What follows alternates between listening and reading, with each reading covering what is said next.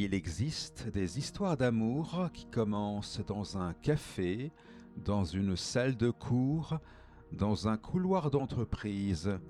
Et puis il y a celles qui commencent derrière un écran, dans un geste presque anodin, un swipe, un message, une photo. Depuis 15 ans, ces rencontres numériques ont envahi le monde.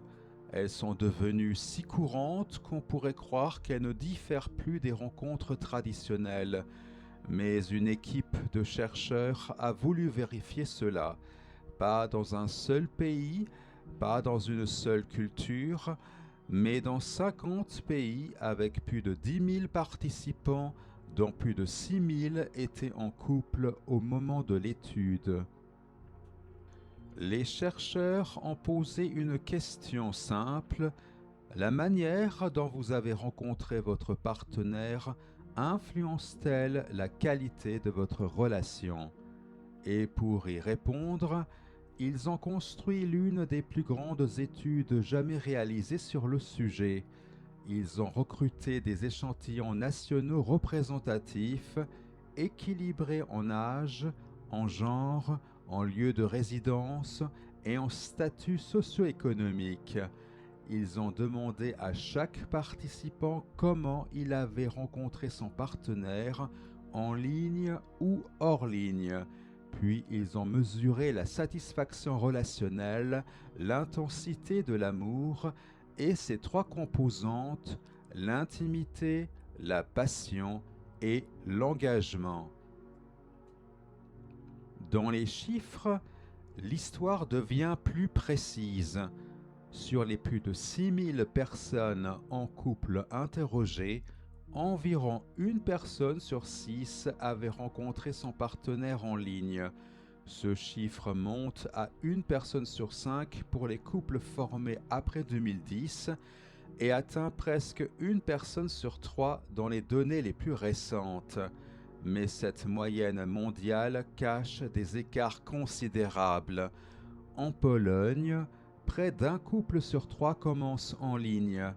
Aux États-Unis, 1 sur 2. Au Ghana, à peine 1 sur 10. Les rencontres numériques ne sont pas uniformes. Elles reflètent l'accès à la technologie, les normes culturelles et parfois les contraintes sociales.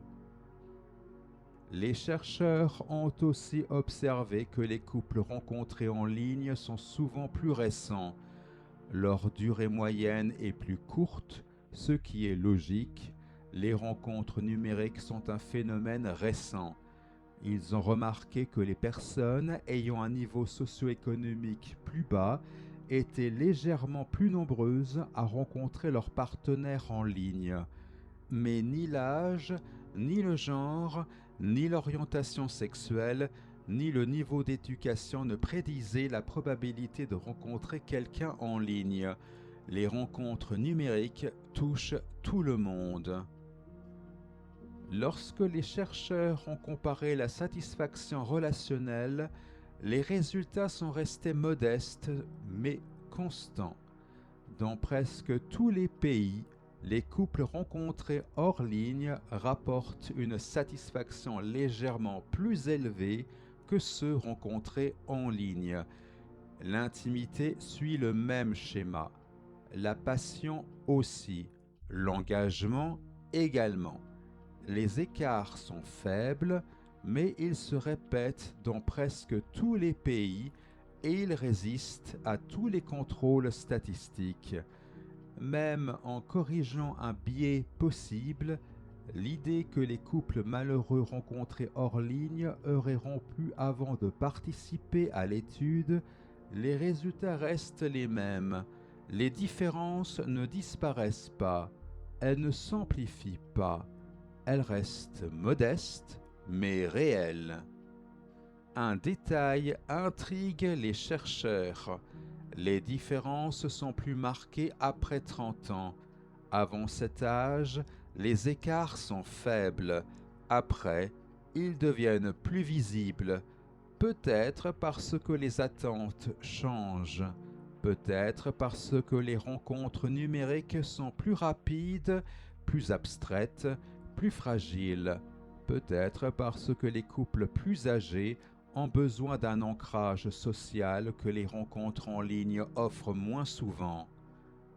Pourquoi ces différences existent-elles? Les chercheurs avancent plusieurs pistes.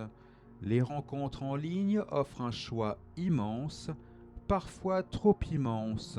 Elles permettent de comparer, d'hésiter, d'imaginer ce qu'aurait été une autre relation. Elles favorisent des couples moins homogames, moins soutenus par leur entourage, parfois moins intégrés dans un réseau social commun. Elles créent des débuts rapides, parfois fragiles, parfois moins ancrés dans la vie réelle, et elles s'inscrivent dans un contexte où l'on peut toujours, en théorie, rencontrer quelqu'un d'autre. Les plateformes de rencontres, en élargissant le champ des possibles, élargissent aussi le champ des regrets. Elles donnent accès à des milliers de profils, des milliers d'alternatives, des milliers de vies possibles. Elles créent une forme de vertige du choix. Elles encouragent parfois une comparaison permanente, une hésitation diffuse, une impression que l'on pourrait toujours trouver mieux. Elles rendent plus difficile l'idée que l'on a choisi quelqu'un parce qu'il était là, dans un moment précis, dans un lieu précis, dans une vie précise. Elles rendent le choix plus abstrait, plus calculé, plus fragile. Les chercheurs évoquent aussi un autre phénomène. Les couples rencontrés en ligne reçoivent souvent moins de soutien social. Ils sont moins intégrés dans les réseaux familiaux ou amicaux.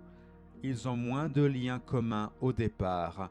Ils doivent construire leur relation dans un environnement où les autres ne connaissent pas leur histoire, ne connaissent pas leurs rencontres, ne connaissent pas leurs partenaires. Et le soutien social est l'un des meilleurs prédicteurs de la satisfaction relationnelle. Mais il y a aussi une autre lecture, plus douce, plus humaine. Les couples rencontrés en ligne ne sont pas moins amoureux. Ils sont simplement nés dans un environnement où l'amour doit se construire autrement. Ils doivent transformer une rencontre numérique en une relation réelle. Ils doivent passer d'un profil à une personne, d'un message à une présence, d'un écran à un corps. Ils doivent faire ce que les couples traditionnels n'ont pas à faire, incarner une relation qui a commencé dans l'abstraction. L'étude a aussi des limites. Elle repose sur des auto-évaluations qui peuvent être influencées par la mémoire, par les normes culturelles, par les attentes sociales. Elle ne mesure pas la dynamique des couples dans le temps. Elle ne dit pas si les couples rencontrés en ligne deviennent plus satisfaits après plusieurs années. Elle ne dit pas si les couples rencontrés hors ligne deviennent moins satisfaits. Elle ne dit pas si les différences observées sont liées à la manière dont les plateformes fonctionnent ou à la manière dont les utilisateurs les utilisent. Elle ne dit pas si les couples rencontrés en ligne sont plus résilients ou plus fragiles ou simplement différents. Mais elle dit quelque chose de précieux. La manière dont nous rencontrons quelqu'un influence la manière dont nous construisons la relation. Elle dit que les rencontres en ligne ne sont pas neutres. Elles ne sont pas identiques aux rencontres hors ligne. Elles créent des débuts différents, des dynamiques différentes, des attentes différentes. Elles demandent un travail particulier. Elles naissent dans un monde où le choix est immense, où les alternatives sont visibles, où les débuts sont rapides, où les attentes sont parfois floues. Et pourtant, dans 50 pays, les chercheurs ont vu la même chose. L'amour existe partout, mais il ne naît pas toujours de la même manière.